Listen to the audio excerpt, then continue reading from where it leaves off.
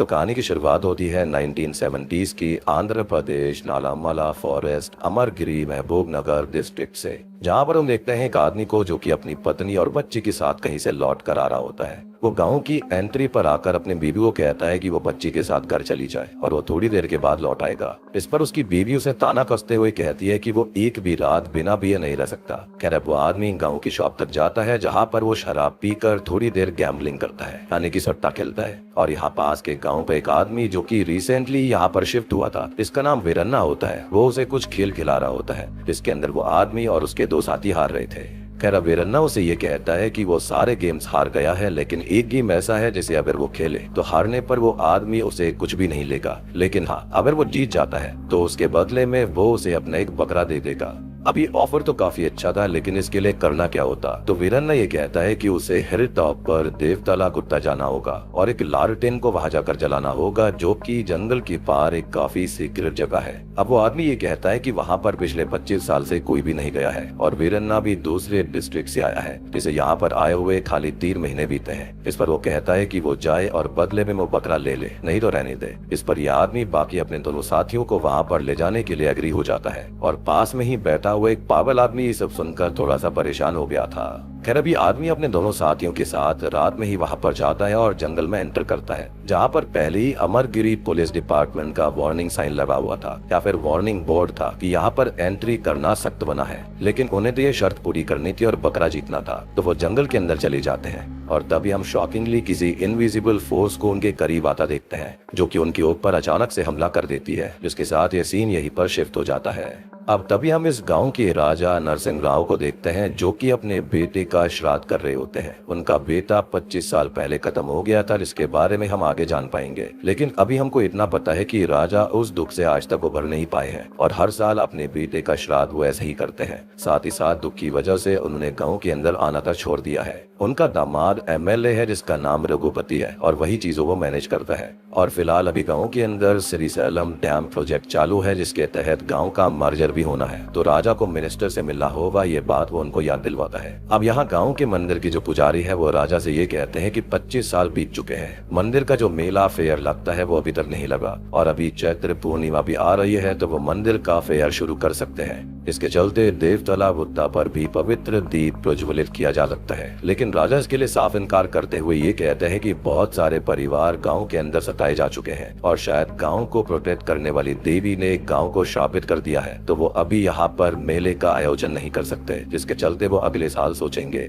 अब इसी बीच एक गांव का आदमी बताता है कि इस कर्ज ने कितने लोगों को अपने चपेटे में लिया है, तो ये काउंट जो था वो 32 तक पहुंच चुका था और अभी यहाँ पर कहानी शुरू हुई है और असली पत्ते तो अभी खुलने वाले हैं, जो कि काफी खतरनाक होंगे। फिर अब राजा अपने महल में वापस आ जाते हैं, जहाँ पर गाँव के लोग उनसे हेल्प मांगने आए थे और उन लोगों में उस स्टार्टिंग वाले आदमी की बीवी और बेटी भी शामिल होती है, जो कि अपने पति की हालत से बहुत दुखी है। अब राजा महल के अंदर पहुंचते हैं, जहाँ पर वो खुद काफी परेशान थे, क्योंकि उनके दिमाग के अंदर एक तड़पन वाली आवाज घूम रही होती है, क्योंकि महल के ईस्ट साइड के बारे में कुछ कह रही होती है, जिससे कि वो काफी परेशान से थे। अब यहाँ पर उनके दामाद रघुपति गांव के लोगों को दिलासा देते हैं कि सब कुछ ठीक करने के लिए वो पुलिस डिपार्टमेंट के साथ प्रयास करेंगे और उनका एक ही मकसद है गांव और गांव के लोगों को बचाना, जिसके लिए वो जल्दी ही सबको अच्छा कर लेंगे। खैर अब इसके बाद कहानी आती है हैदराबाद में, जहाँ पर हम देखते हैं उस्मानिया यूनिवर्सिटी के एक होनहार स्टूडेंट रामा कृष्णा को, जो कि अपने टीचर वेणुगोपालम के साथ एक क्राइम सीन पर आया हुआ था। अब आप यहाँ पर ये सोच रहे होंगे कि एक स्टूडेंट यानी कि एक छात्र जो है वो क्राइम सीन पर क्या कर रहा है, तो यहाँ पर हम रामा कृष्णा के बारे में जान पाते हैं। वो एक होनहार स्टूडेंट होने के साथ साथ काफी ज्यादा स्मार्ट है, शातिर है, जो कि पढ़ाई के साथ साथ एक डिटेक्टिव भी है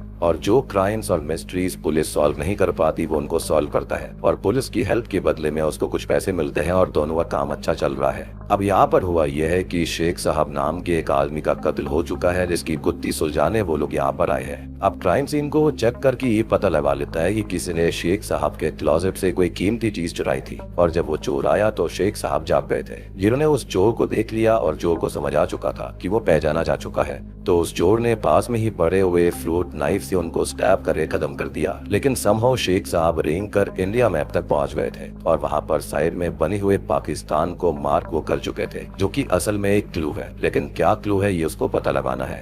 खैर अब आगे वो ये कहता है कि शेख साहब ने क्लोजेट के अंदर एक कीमती चीज छुपाई थी, लेकिन वो क्या चीज है ये वो चोर जानता था, मतलब कि वो घर के अंदर से ही कोई है। वो सभी नौकरों के नाम पूछता है और सबको यहाँ से निकाल देता है, जिसके बाद में वो कासिम नाम के नौकर को फॉलो करता है और उसने ही वो चोरी करी थी और शेख साहब की जान ली थी। अब वेणुगोपालम उससे ये पूछता है कि उसने कैसे चोर को पकड़ लिया, तो वो बताता है कि शेख साहब ने पाकिस्तान मार्क किया था और जब हैदराबाद इंडिया से जुड़ा नहीं था तब यहाँ पर कासिम नाम का गैंगस्टर रहा करता था, जिसे हैदराबाद की इंडिया में मर्जर के बाद पाकिस्तान भेज दिया गया था और शेख साहब ने पाकिस्तान मार्क किया था, जो कि असल में कासिम को लेकर एक प्यू था। अब अगली सीन में रामो को उसके पैसे मिल जाते हैं और शहर के सबसे बड़े पॉलिटिशियन आजम खान वहाँ आते हैं और वो उसे देखकर थोड़ा सा सोच पड़ते थे। वो उससे पूछते हैं कि क्या वो पहले कभी मिल चुके हैं, लेकिन रामा पहले कभी उससे मिला नहीं था, जिसके चलते वो इनकार कर देता है। अब अगले सीन में रामा अपनी माँ के लिए साड़ी खरीदने जाता है, लेकिन अचानक से बारिश शुरू हो जाती है तो वो जल्दी ही साड़ी लेकर भाग जाता है और वेणुगोपालम उसके पैसे पे करते हैं। अगले दिन यूनिवर्सिटी के अंदर ये दोनों मिलते हैं, जहाँ पर वो वेणुगोपालम को अपनी माँ गौरी के बारे में बताता है कि उनको असल में ओम्ब्रोफोबिया है, मतलब कि उनको बारिश से बहुत डर लगता है और बारिश आते ही उनकी हालत खराब हो जाती है। उनको अचानक से दौरे पड़ने लगते हैं, जो कि वो बचपन से देखता आ रहा है और इसलिए ही पढ़ाई के चलते वो साइड बाय साइड कुछ काम करता रहता है ताकि वो अपनी माँ का इलाज करा पाए। खैर अब यहाँ पर वेणुगोपालम उससे ये कहते हैं कि उसके गांव के राजा उसकी हेल्प कर सकते हैं और उसे कुछ पैसे दे सकते हैं, लेकिन उसे वहाँ पर जाकर गांव की एक बड़ी समस्या को सुलझाना पड़ेगा। लेकिन ऑब्वियस बात थी कि वो अपनी माँ को यहाँ पर अकेला छोड़कर नहीं जा सकता था, तो वो इसके लिए मना करने लगता है। और वेणुगोपालम असल में अमरगिरी की ही बात कर रहे थे, जहाँ के वो खुद नेटिव है और आज उनको उनके गांव से एक खत भी आया था, जहां पर विक्टिम्स का काउंट काफी बढ़ चुका है, यानी कि 32 हो चुका है। इसके बारे में जानकर वो काफी चिंतित हो जाते हैं। खैर अब रामा हॉस्पिटल जाता है, जहां पर डॉक्टर उसको ये बताते हैं कि उसकी माँ को हार्ट अटैक आया था, इसके अंदर उनकी हालत काफी खराब है और जल्दी ही उनकी सर्जरी करनी पड़ेगी, जिससे कि वो काफी परेशान हो जाता है। उसके पास इतने पैसे भी नहीं थे। खैर वो वेणुगोपालम से बात करता है कि राजा से पैसे मिलेंगे तो वो उनके गाँव जाने के लिए एग्री है, लेकिन बदले में यहाँ पर वेणु को उसकी माँ का ख्याल रखना होगा। खैर अब अगले ही दिन वो अमरगिरी के लिए निकल जाता है, जिसे रास्ते में प्रिंसेस लक्ष्मी लिफ्ट लेती है, जो कि उसे पहली नजर में ही पसंद आ गई थी। अब वो अपने बारे में बताता है कि वो एक डिटेक्टिव है, जिसे यूनिवर्सिटी के अंदर सभी विकट कवि के नाम से बुलाते हैं और यहाँ पर वो अपने टैलेंट को शो करते हुए लक्ष्मी का नाम पता कर लेता है। वो साइकियाट्री की स्टूडेंट है ये भी जान लेता है। खैर वो गाँव का राजा के महल आता है और उनको वेणु की दी हुई चिट्ठी दिखाता है, लेकिन वो साफ इनकार कर देते हैं कि गाँव में कोई दिक्कत नहीं है और वो वापस लौट जाए। ऑब्वियस ही बात है कि राजा को सबकी चिंता थी, जिसके चलते वो उसको भगा रहे थे। लेकिन ड्रामा जो होता है वो इस चीज को सुनकर आश्चर्यचकित हो जाता है और वो वापस लौटने के लिए बस स्टॉप पर जाता है, लेकिन बस आने में अभी टाइम था कि तभी स्टार्टिंग वाले आदमी की बेटी उसके पास आती है और उससे हेल्प मांगती है कि उसके पिता अब उसे और उसकी माँ को बोल चुके हैं, तो वो उनकी हेल्प कर दे, उसके पिता को सब कुछ याद दिला दे। और ये चीज यहाँ पर रामो को ट्रिगर कर देती है, क्योंकि उसके पिता बचपन में ही चले गए थे और तब उसको एक मोटिवेशन मिलता है कि वो डिटेक्टिव बनकर अपने फादर को वापस लाएगा। यानी कि अभी तक रामा को पता नहीं था कि उसके पिता कहाँ पर चले गए और यही वो बात थी जिसके चलते उसने डिटेक्टिव बनना चूज किया था। खैर अब ये बच्ची उसे मंदिर के कक्ष तक लेकर आती है, जहाँ पर सारे 32 लोग कैद थे, जो कि अब पूरी तरह से सब कुछ भूल चुके हैं, पागल से हो चुके हैं और एक अजीब सी ट्रांस जैसी स्टेट में है। और स्टार्टिंग वाले 3 आदमी जो जंगल गए थे वो भी यहाँ पर मौजूद हैं। और अब हमको इतना समझ आता है कि देवतला गुट्टा का कर्ज, जिसके अंदर जो भी जंगल के अंदर जाता है वहाँ का कर्ज उसको मारता नहीं है, बल्कि उनकी मेमोरीज को छीन कर उन्हें जिंदा लाश बिल्कुल ज़ॉम्बी जैसा बना देता है। जिसके साथ पहला एपिसोड यहीं पर खत्म हो जाता है। दूसरा एपिसोड शुरू होता है गांव की एक टीचर वेंकटा से, जो कि थोड़ा परेशान है और उसे बार बार कोई अजीब सी आवाज सुनाई देती है, बार बार किसी की प्रेजेंस फील होती है और हम भी जंगल के अंदर उस इविल प्रेजेंस को घूमते हुए नोटिस करते हैं। अभी जो इविल प्रेजेंस है वो यहाँ पर टीचर के पास पहुंच चुकी है और इससे वो काफी ज्यादा परेशान रहने लगता है। उसकी पूरी जिंदगी तबाही हो चुकी है, उसकी नींद, चैन, सुख सब कुछ मर चुका है। यानी कि शारीरिक रूप से उसे कुछ नहीं हुआ था, लेकिन अंदर से वो पूरी तरह से खत्म हो चुका था। और ये हम समझ जाते हैं कि ये कर्ज यहाँ पर कैसे काम करता है। ये लोगों को बिल्कुल वियर्ड सा कर देता है, ट्रांस जैसे स्टेट में डाल देता है। खैर सीन शिफ्ट होकर रामा पर आता है, जो कि रात के अंदर गांव में मंदिर में ही सोया था। अब अगले दिन उसे पुजारी जब आते हैं और वो उन्हें वेणुगोपालम की चिट्ठी दिखाता है और वो ये कहते हैं कि वेणु यहाँ पर अक्सर किसी न किसी को भेजते ही रहता है, लेकिन यहाँ पर आने वाला एक दिन में ही वापस लौट जाता है। इस पर वो कहता है कि वो यहाँ पर 4-5 दिन रुकेगा। खैर वो मंदिर के ही तालाब के अंदर स्नान करने जाता है, जहाँ पर वही शुरुआत वाला पागल आदमी उसको देखकर ये कहता है कि वही भगवान है। 25 साल पुराने सवाल का जवाब है जिसे देवी ने खुद भेजा है, लेकिन इस बात को पुजारी जी हल्के में लेते हैं। अब रामा पुजारी जी से पूछते हैं कि उस कमरे के अंदर इतने सारे लोग बंद हैं, उन्हें हुआ क्या है? तो वो कहते हैं कि वो इसमें ना ही पड़े तो अच्छा है। जंगल के अंदर कोई शैतानी शक्ति है जिससे कि ये सब होता है, लेकिन पुलिस तक इसको सॉल्व नहीं कर पाई, तो वो कैसे करेगा? तो वो इससे दूर रहे और खुद को सेफ रखे। लेकिन रामा तो रामा था, वो ऐसे पीछे नहीं हटता। अब रामा पुलिस स्टेशन जाता है जहाँ पर वो ऑफिसर पटेल से मिलता है और पटेल आज एक टीवी लेकर आया था, लेकिन वो उसे ऑन नहीं कर पाता और तभी रामा एंटीना लगाकर टीवी ऑन कर देता है, जिससे गांव के लोग जो टीवी देखने आए थे काफी खुश हो जाते हैं और पटेल रामा से इम्प्रेस्ड हो जाता है तो उसने उसकी इज्जत बचा ली। अब रामा यहाँ पर पटेल से गाँव की सिचुएशन, कर्ज और उन 32 लोगों के बारे में पूछता है, तो वो बताता है कि गाँव के पास देव तालाब भुट्टा है जहाँ पर पिछले 25 साल से कोई नहीं गया। करीबन 2 महीने पहले ये सब शुरू हुआ था जब एक लड़का और एक लड़की जंगल गए थे और सुबह वो उस हालत में मिले, यानी कि ट्रांस जैसी स्टेट में, और उसके बाद से ही ये सिलसिला चालू हो गया, यानी कि अब तक 32 लोग ऐसे हो चुके हैं। और फिर बात फैलती चली गई कि रात में जो भी जंगल में जाता है वो पागल होकर अपना सब कुछ भूल जाता है, यानी कि रात में जो कोई भी उस जंगल के अंदर जाता है सुबह वहाँ पर वो ऐसी हालत में मिलता है कि वो बिल्कुल बेसुध से रहते हैं, उनको दौरे पड़ते हैं और उसके बाद में उनको रस्सी से बांधकर गांव में लाया जाता है और पवित्र स्नान करवाकर मंदिर के ही उस कमरे में कैद कर दिया जाता है, जिसे पवित्र धाबों से भी कवर करा गया है। और सबका मानना है कि ये देवी का श्राप है, लेकिन रामा को इस बात पर भरोसा नहीं था। वो कहता है कि उसे उन लोगों से मिलना है, लेकिन पटेल बताता है कि राजा का आदेश है कि कोई भी उनसे नहीं मिलेगा। जिस पर वो कहता है कि वहाँ पर उस कमरे के अंदर 31 ही लोग थे, तो 32वां व्यक्ति कहाँ पर है? तो वो बताता है कि वो गाँव की प्रोस्टिट्यूट रतम्मा है, जिसे मंदिर के अंदर कैद नहीं कर सकते, तो गाँव के लोगों ने उसे गाँव के बाहर रखा है। अब ये लोग रतम्मा से मिलने का प्लान करते हैं, लेकिन इससे पहले दिन में जाकर वो जंगल को चेक करते हैं जहाँ पर उन प्लेसेस को फ्लैग से मार्क करा गया था जहाँ पर वो विक्टिम्स मिले थे। उनके अलावा यहाँ पर कोई भी सबूत नहीं मिला था, ना कोई खून की बूंद, ना कोई औजार, ना ही हथियार। रामा ये भी कहता है कि देवी का श्राप भी है, तो ये ऐसा कैसा श्राप है जो कि सिर्फ रात में काम करता है? इसका पटेल के पास भी कोई जवाब नहीं था।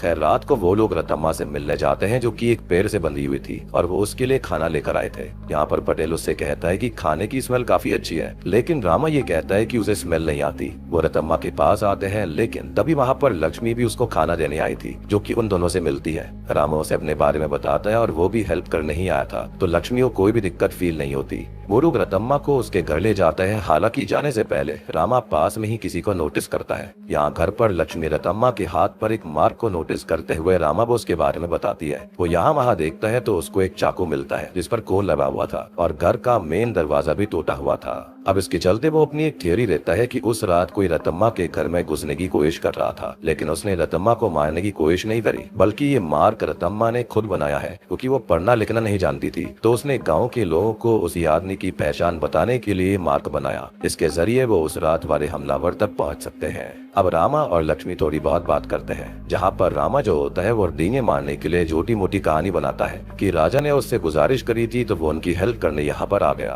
खैर अगले दिन राजा उसे मिलने बुलाते हैं, जहाँ पर वो लक्ष्मी से मिलता है जो कि राजा की ग्रैंड डॉटर है, यानी कि वो राजा की बेटी है, यानी कि नातिन है। और सबसे बड़ी बात कि वो रघुपति की बेटी है, और ये बात अभी तक यहाँ पर रामा को पता नहीं थी। खैर अब लक्ष्मी अपने नाना जी से रामा के बारे में बात करती है कि वो हेल्प करने आया है और काफी होशियार है और उसको एक मौका दिया जाए। रामा भी कहता है कि उसे अपनी माँ के इलाज के लिए पैसे चाहिए, तो वो ये काम हाथ में ले रहा है, लेकिन राजा उसे ऐसे ही पैसे देने के लिए मान जाते हैं, लेकिन यहाँ से वो वापस जाने के लिए उसे कहते हैं। तो रामा ये बोलता है कि वो बिना काम के पैसे नहीं लेता।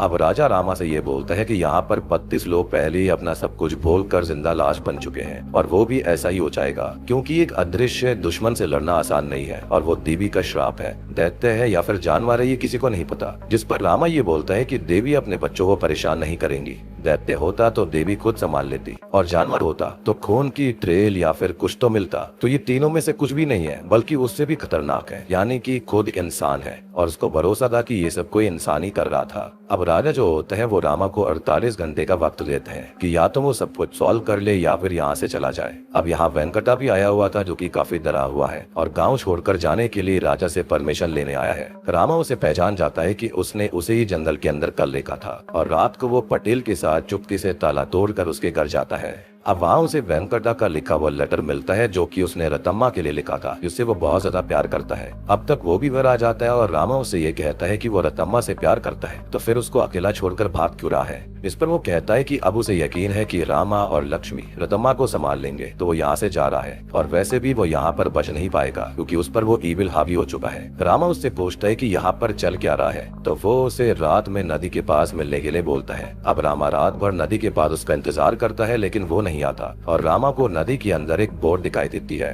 खैर अगले दिन रामा पटेल से उस बोट के बारे में पूछताछ करता है, तो वो बताता है कि यहाँ पर श्रीशैलम डैम प्रोजेक्ट चल रहा है, तो वो बोट उसकी है। लेकिन जब ये लोग जंगल में थोड़ा आगे जाते हैं तो उनको वहीं बेसुध हालत में वेंकटा मिलता है, लेकिन इस बार रामा उसके हाथ पर रस्सियों के मार्क्स को नोटिस करता है। वेंकटा को सेम वैसे ही रिचुअल करके अब कमरे के अंदर कैद कर दिया जाता है और रामा पुजारी से ये पूछते हैं कि वेंकटा के हाथ पर पहले से ही रस्सी के निशान थे, तो वो कहाँ से आए, साथ ही साथ उन्हें यहाँ पर रखने से होगा क्या। जिस पर पुजारी कहता है कि वो कुछ नहीं जानता, ना उसका मन है इन लोगों को यहाँ पर कैद करने का, लेकिन वो तो MLA रघुपति का आदेश है जिसको सबको फॉलो करना पड़ता है क्योंकि सब चीजें वही यहाँ पर मैनेज करते हैं। खैर अब रात को रामा और पटेल जंगल के पास थे, जहाँ पर पटेल देवतला गुट्टा के बारे में बताता है जो कि एक पवित्र जगह है जहाँ पर एक मंदिर भी था, लेकिन 25 साल पहले वहाँ पर अग्नि वर्षा की वजह से 22 बच्चों को मिलाकर 106 लोग मारे गए थे और तब गवर्नमेंट भी नहीं थी। तो बाद में इन्वेस्टिगेशन हुआ था जिसके अंदर किसी को कभी कुछ पता ही नहीं चला और इस चीज को देवी का श्राप मानकर केस को क्लोज कर दिया गया था क्योंकि कभी भी कोई पुख्ते सबूत नहीं मिले थे। लेकिन रामा को इस बात पर बिल्कुल भरोसा नहीं होता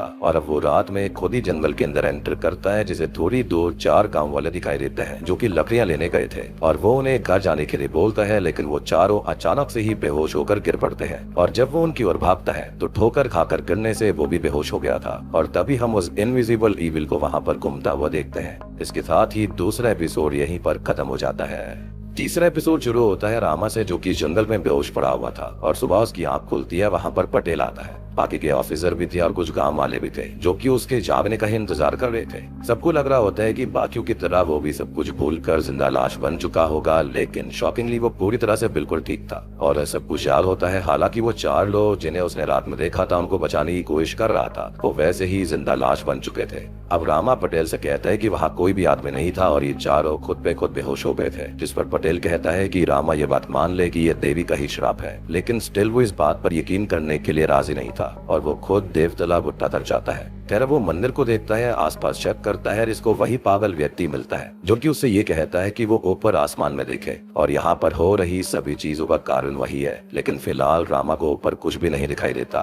बेसिकली उसने रामा को कुछ हिंट देने की कोशिश करी थी, लेकिन इस चीज को अभी समझ नहीं पाता। खैर थोड़ी देर के बाद में गाँव की पंचायत के अंदर रामा पेश होता है, जहाँ पर सभी उस पर गुस्सा कर रहे थे और उसे सबसे दूर रहने के लिए बोल रहे होते हैं। इस पर रामा कहता है कि वो सच तक जाए बिना शांत नहीं रहेगा, चाहे अब कोई भी रोके, चाहे खुद देवी ही क्यों ना उसको रोक दे। इसको सुनकर गांव वाले उस पर गुस्सा हो जाते हैं और एक आदमी रामा को पत्थर मार देता है। खैर अब तभी हम लक्ष्मी को देखते हैं जिसके पिता रघुपति उससे बात कर रहे होते हैं कि वो रामा के साथ ना रहे और वो लोग जल्दी ही श्रीशैलम शिफ्ट हो जाएंगे।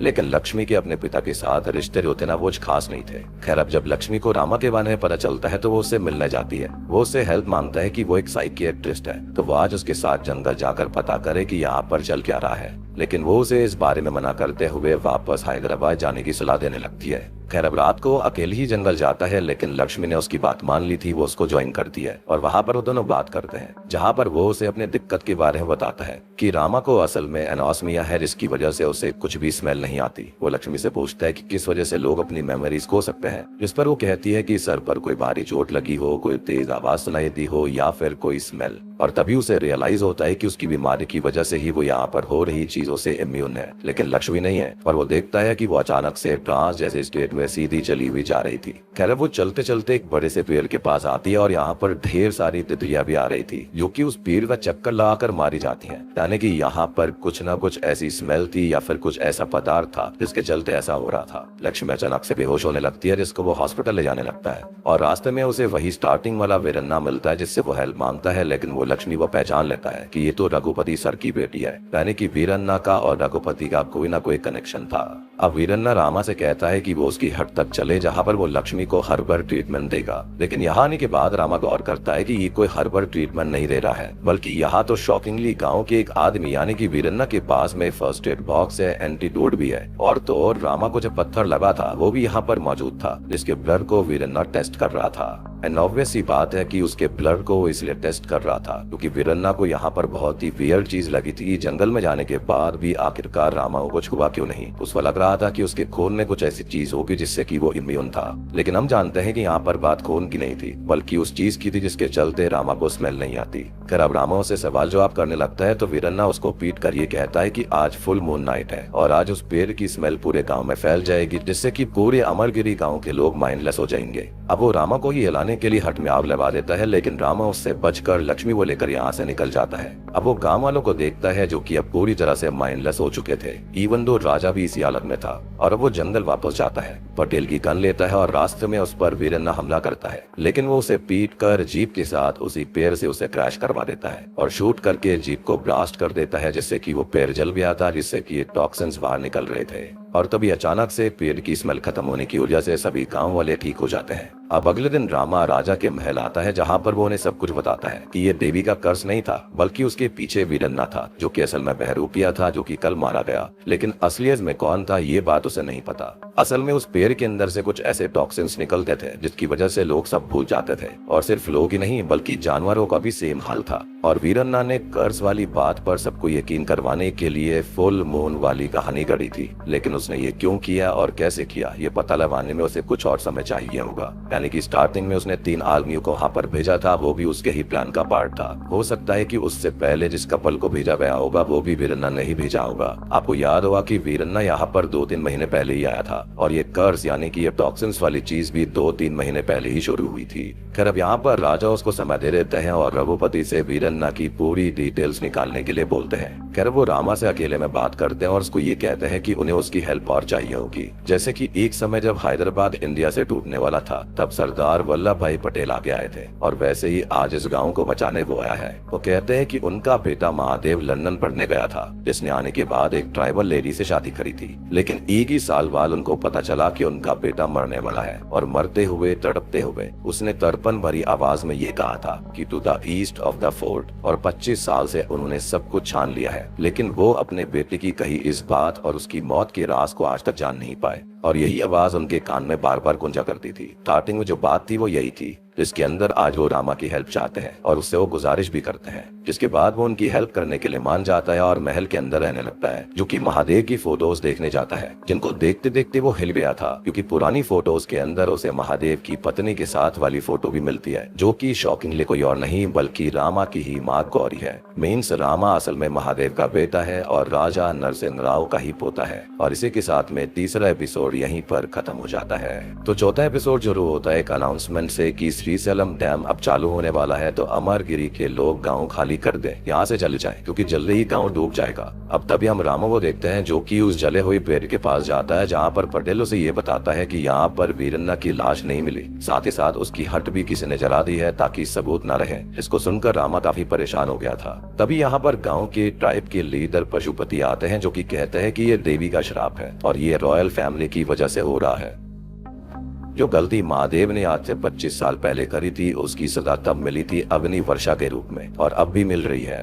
अब रामा उनकी चेस्ट पर एक टैटू नोटिस करता है, जो कि उनकी ट्राइब का मार्क था, और घर आकर वो देखता है तो उसकी चेस्ट पर भी सेम मार्क है। बस फर्क इतना था कि ये अधूरा बना हुआ था, यानी कि आधा था। अब अगले सीन में रामा महल के ईस्ट साइड में घूम रहा होता है कि तभी रघुपति का आदमी उस पर अटैक करने की कोशिश करता है, जिससे वो बच जाता है, लेकिन उस आदमी को पकड़ नहीं पाता। खैर अब उसको रास्ते में पटेल मिलता है, जिसके साथ वो पशुपति से मिलने जाता है। लेकिन हम देख पाते हैं कि पशुपति जो होता है वो महादेव और गौरी को दोषी बता रहे थे, जो कि उसे सुना नहीं जाता। वो कहता है कि ये देवी का कर्ज नहीं है, देवी एक ही गलती की सजा 100 लोगों को नहीं देंगी, और अगर ऐसा है तो यहाँ पर कोई देवी है ही नहीं। जिस पर पूरी ट्राइब का गुस्सा भड़क जाता है और पटेल रामा को यहाँ से ले जाता है। वो रामा पर गुस्सा करता है कि वो क्यों महादेव और गौरी की साइड ले रहा था, तो पटेल को सारा सच बता देता है कि वो उनका ही बेटा है। पटेल कहता है कि वो अपनी माँ को यहाँ पर क्यों नहीं लाता, इस पर वो कहता है कि वो इस गांव से डरती है और उनको ऐसा लगता है कि यहाँ पर कोई खतरा है जिसके पास वो नहीं आना चाहती और ना ही उसको आने देना चाहती थी। और 25 साल पहले पहले की अग्नि वर्षा ने जो किया था उसने ही उनके मन के अंदर एक डर बैठा दिया है। इसके चलते वो आज बारिश से डरती है। वो आगे कहता है कि 25 साल पहले जो कुछ हुआ था उसमें और अभी जो हो रहा है उसके अंदर कोई ना कोई कनेक्शन तो है,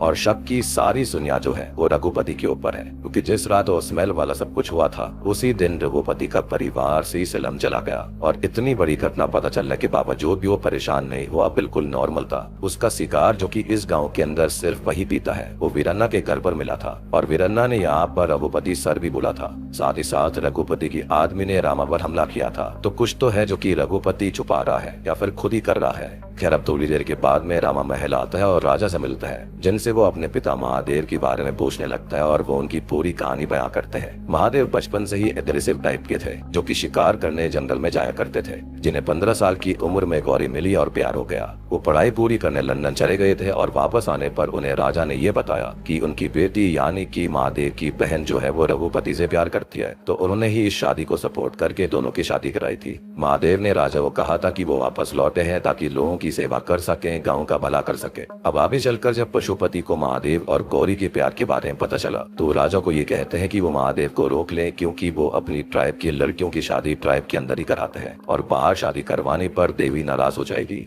राजा महादेव को समझाते भी हैं लेकिन वो नहीं मानते और गौरी के साथ यहाँ से चले जाते हैं। अब ये दोनों ही शादी कर 1 साल तक दूसरे गांव में रहते हैं और उनका एक बेटा भी होता है जिसका नाम है रामा। अब बेटा पैदा होने के बाद वो सब देवतला बुट्टा जाते हैं देवी की दर्शन करने के लिए, और आज मेला भी लगा हुआ था। अब राजा के घर की बहू गौरी ही दीप को प्रज्वलित करती है और यहाँ पशुपति बच्चे यानी कि रामा की चेस्ट पर टैटू मार्क करने लगते हैं, लेकिन महादेव को ये पसंद नहीं आता और वो आधा टैटू होते ही बेटे और गौरी को लेकर यहाँ से चले जाते हैं। पशुपति कहते हैं कि देवी का अपमान हुआ है तो वो यहाँ पर मेला नहीं लगाएगा और वापस चला जाता है। सेम नाइट राजा वहाँ पर आते हैं तो उन्हें घायल महादेव मिलते हैं, जो की एक ही लाइन बोलते हैं जो की स्टार्टिंग वाली थी कि ईस्ट साइड में कुछ है, और अपना दम तोड़ देते हैं। खैर अब ये सब सुनते सुनते रामा जो होता है वो रघुपति को देखता है, जिसका ये लोग रघुपति को खटक जाता है और वो वहाँ से निकल जाता है। अब रामा राजा से पूछता है कि क्या जब देवतला बुट्टा पर सब मारे गए थे तो वहाँ पर क्या कोई आई विटनेस था, तो वो बताते हैं कि वही खुद आई विटनेस है। हम रघुपति को देखते हैं जो अपनी वाइफ के पास आकर उसे पीटने लगता है और कहता है कि जो लुक वो 25 साल से उसे दे रही है वही लुक आज रामा ने उसको दिया है। अपनी वाइफ का लुक उसको खटक गया था तो उसने उसे जिंदा लाश बना कर रखा है, और अब उसकी बीवी यानी कि महादेव की बहन जो है वो अब चल भी नहीं सकती, बोल भी नहीं सकती, तो रामा का वो क्या ही करने वाला था ये आप समझ सकते हो।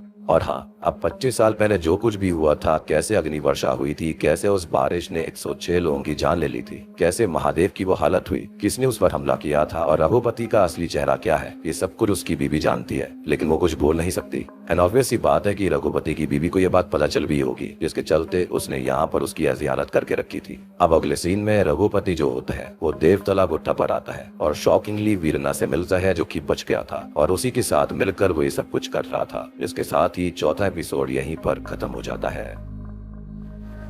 अब 5वां एपिसोड शुरू होता है रामा से, जो कि जाता है एक लौते आई विटनेस से मिलने, जो कि कोई और नहीं बल्कि वही पागल व्यक्ति है जिसका नाम है देवैया। अब वो उसे अपने साथ एक जगह पर लाता है और उसकी 25 साल से जो मेमोरीज गई थी उन्हें वापस लाने के लक्ष्मी की हेल्प लेता है, जो कि शॉक थेरेपी इस्तेमाल करती है, लेकिन उससे जल्दी से कोई भी रिजल्ट नहीं आता, जिससे कि रामा परेशान होकर थेरेपी को रोक देता है। लेकिन उसके लक से या फिर ऊपर वाले के आशीर्वाद से देवैया को सब कुछ याद आ गया था। अब देवैया उस रात की कहानी बयां करता है कि रात में देवतला गुट्टा पर मंदिर का वो मेला लगा हुआ था। वो मंदिर में पूजा कर रहा था कि तभी आसमान से वर्षा शुरू हो जाती है, जिसमें बाहर मौजूद सभी लोग झुलस कर मारे गए। वो आगे कहता है कि तब वहाँ पर रामा भी मौजूद था, मतलब उसकी माँ गौरी उसे लेकर आई थी, क्योंकि उसी दिन उसका नामकरण हुआ था। अब वो ये कहता है कि उस दिन उसने रामा को स्नान करते हुए जब देखा था उसने उसको पहचान लिया था, क्योंकि उसकी आधे बने हुए टैटू से ही पहचान हो गई थी कि वही महादेव का बेटा है। और ये सुनकर लक्ष्मी को भी शौक लगता है, क्योंकि उसे कोई भी आइडिया नहीं था कि ये यहाँ पर राजा का ही वंशज है। अब यहाँ पर लक्ष्मी उसे ये कहती है कि उसने अब तक उससे ये बात क्यों छुपा कर रखी, तो उसकी कोई तो वजह होगी, लेकिन अब वो उससे कुछ भी ना छुपाए और वो अपने प्यार का इजहार कर देती है, ये दोनों एक दूसरे को चाहते थे। अगली सीन में रामा और देवैया मंदिर के पुजारी के पास थे, जहाँ पर रामा उन दोनों से पूछता है कि महल के ईस्ट साइड में है क्या, तो बताते हैं कि वहाँ पर एक बहुत बड़ा कुआं है जो कि पिछले 30 साल से खाली है, लेकिन महादेव और गौरी वहीं पर अक्सर मिला करते थे।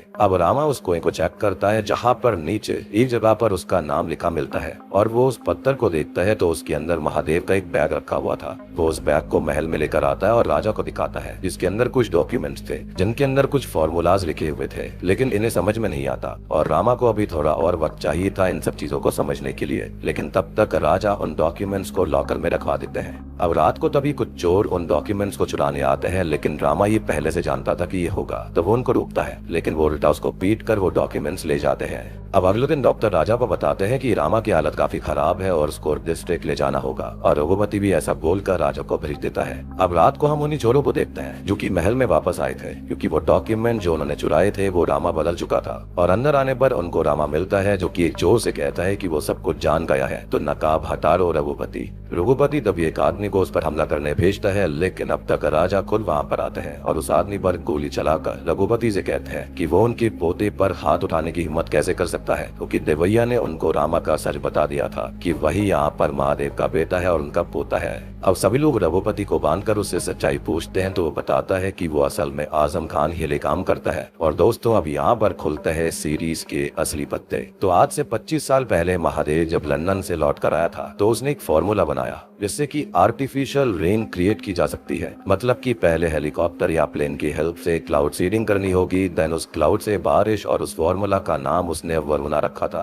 अब वो रघुपति के साथ आजम खान से मिलने जाता है और उससे उसका प्लेन रेंट पर लेने की बात करता है। एक हफ्ते के बाद ही आजम खान रघुपति को मिलने बुलाता है और उसको सत्ते का लालच देता है और उसे जोसेफ से मिलवाता है, जो कि करंटली कोई और नहीं बल्कि आइडेंटिटी बदल कर वीरन्ना की तरह रह रहा था। अब आजम खान को अपने इस्तेमाल के लिए ये फॉर्मूला चाहिए था और रघुपति अपने फायदे के लिए उससे हाथ मिला लेता है। अब वो जोसेफ को महादेव से मिलवाता है, जिसके बाद बाकी का काम जोसेफ यानी कि वीरन्ना खुद कर लेगा। अब प्रेजेंट टाइम में जोसेफ यानी कि वीरन्ना जो है वो कुछ हर्ट्स को जला देता है और राजा पटेल के साथ वहाँ निकल जाते हैं। लेकिन इतने में ही जोसेफ महल के अंदर आकर रघुपति को भी छुड़ा कर ले जाता है, विच एक्सप्लेन्स कि वीरन्ना ने यानी कि जोसेफ ने यहाँ पर रघुपति को सर क्यों बोला था। एनीवेज यहाँ पर इससे लक्ष्मी थोड़ी घायल हो गई थी और रास्ते में रघुपति जोसेफ से कहता है कि वो डॉक्यूमेंट्स अभी भी महल के अंदर है। इस पर वो कहता है कि कल गांव के अंदर सभी मारे जाएंगे और उसके बाद वो डॉक्यूमेंट्स ले लेंगे, क्योंकि खुद आजम खान अमरगिरी आ रहे हैं। अब तभी हमें आजम खान को दिखाया जाता है, जो कि पाकिस्तान में किसी से बात कर रहा था और ये बोलता है कि उसे ऐसा बायो वेपन मिल चुका है जिससे दुश्मन मतलब कि इंडिया के लोग सब भूल जाएंगे। इस पर वो सामने वाला आदमी ये कहता है कि ऐसा उसने 25 साल पहले भी कहा था कि बारिश से दुश्मन खत्म हो जाएंगे, लेकिन वो प्लान फेल कर गया और ये भी सेकंड स्टेज पर फेल हो गया और अब उसके पास सिर्फ एक हफ्ता है अपना प्लान पूरा करने के लिए। और इसी के साथ में 5वां एपिसोड यहीं पर खत्म हो जाता है। और आपको एक बात याद होगी कि शुरुआत में हमने पहले एपिसोड के अंदर आजम खान को ही देखा था, जो कि यहाँ पर रामा से ये पूछ रहा होता है कि उसने उसे कहीं पर देखा है, तो कहीं ना कहीं उसकी शक्ल पक्का यहाँ पर महादेव से मिलती जुलती थी, जिसके चलते आजम खान को रिजेम्बलेंस दिखाई रही थी।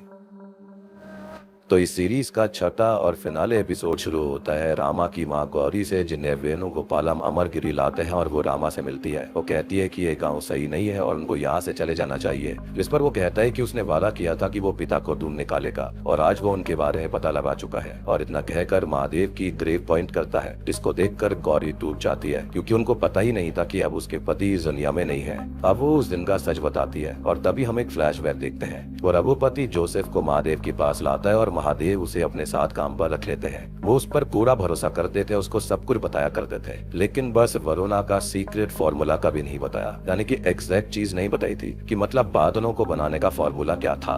खैर अभी लोग पहले लैब के अंदर ही टेस्ट करते हैं और एक छोटा सा क्लाउड बनाकर उससे बारिश करवा देते हैं, जिसको देखकर महादेव बहुत ही ज्यादा खुश होता है। और उसका अगला स्टेप था ये फॉर्मूला गवर्नमेंट ऑफ इंडिया को सौंप देना, ताकि देश का भला हो और फार्मिंग वगैरह चीजें अच्छे से हो सके। अब वो पहली टेस्टिंग के लिए आजम खान से प्लेन लेता है, जिसमें जोसेफ जाता है और अभी जंगल पर बारिश करवानी थी, लेकिन तभी जोसेफ जो होता है वो उस प्लेन को देवतला गुट्टा पर ले जाने लगता है। और ये देखकर महादेव परेशान हो गए थे, वो समझ चुके थे कि जोसेफ में कुछ तो गड़बड़ थी। अब आजम खान उसको सच बता देता है कि उसका प्लान क्या है और उसे ये फॉर्मूला चाहिए। बदले में वो महादेव को अच्छी जिंदगी देगा, जिसके साथ रघुपति मिला हुआ था, लेकिन महादेव देश को अपने लोगों को धोखा नहीं दे सकता था, तो वो इसके लिए मना कर देता है। अब आजम खान उससे कहता है कि अगर वो नहीं माना तो आज देवतला गुट्टा पर आग बरसेगी, क्योंकि जोसेफ को उस फॉर्मूला की कुछ चीजों का आइडिया लग चुका था, जिसको वो ऑर्डर कर चुका है। और जब रघुपति महादेव को अपने बच्चे रामा के ऊपर टैटू के बहाने से लेकर गया था, तो वहाँ पर ऐसा करा गया, यानी कि ये फॉर्मूला ऑल्टर करा गया और अब वहाँ पर ऐसे ट्रेन होगी अगर वो नहीं मानेगा तो।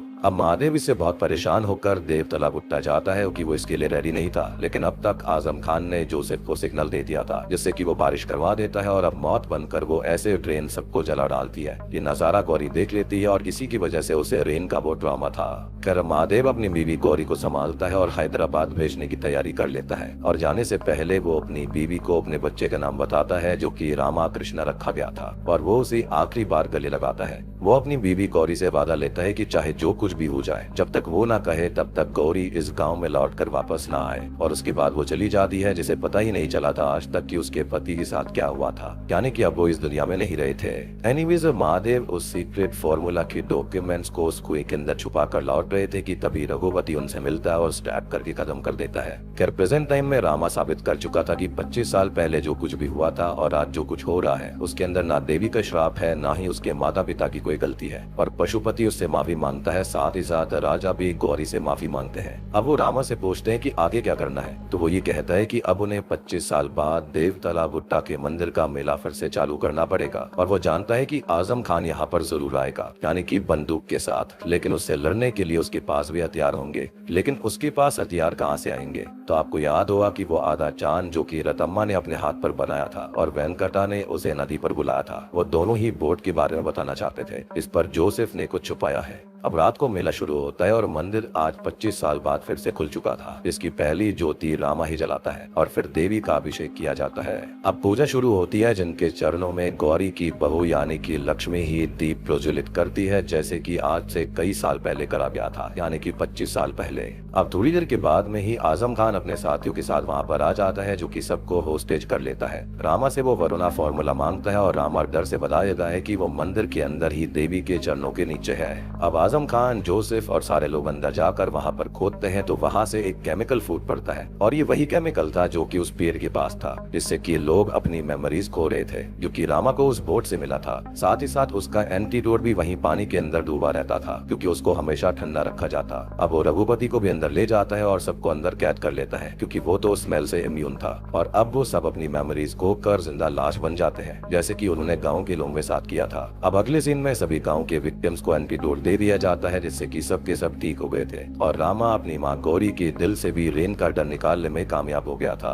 अब इसके बाद में हमें पटेल को दिखाया जाता है जो कि रामा के साथ काम करने लगा था और उसने ही किताब लिखी है जिसका नाम उसने विकट कवि रखा है और यही इस सीरीज का और मूवी का नाम भी है। एंडिंग सीन में रामा को दिल्ली से कॉल आता है कि उसको दिल्ली आना होगा क्योंकि उसके पीछे ISI पड़ चुकी है, क्योंकि वहाँ पर उसने आजम खान को कैद किया था, साथ ही साथ वीरन्ना को भी। एंड ऑब्वियस ही बात है कि ISI इससे खुश नहीं थी और आजम खान ISI से ही बात कर रहा था, यानी कि हम जानते हैं कि अब इसका अगला सीजन भी आने के लिए तैयार है। इसके साथ में विकट कवि सीरीज यहीं पर खत्म हो जाती है। तो दोस्तों ये थी तेलुगु सीरीज विकट कवि की कहानी। उम्मीद करता हूँ कि आपको पसंद आई होगी।